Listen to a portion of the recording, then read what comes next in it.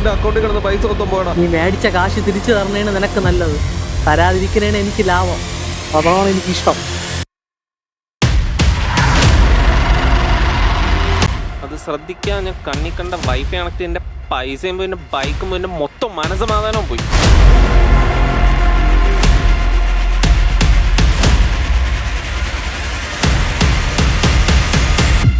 എടാ നിന്നെ അറിയാവുന്ന ആരോ ആന്ന് തോന്നുന്നു.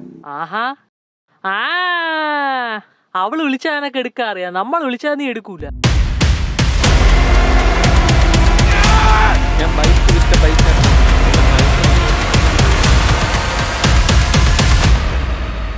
ഇനി അടുത്ത എന്ത് ചെയ്യാൻ പറ്റുമെന്ന് നീ ആലോചിക്കും.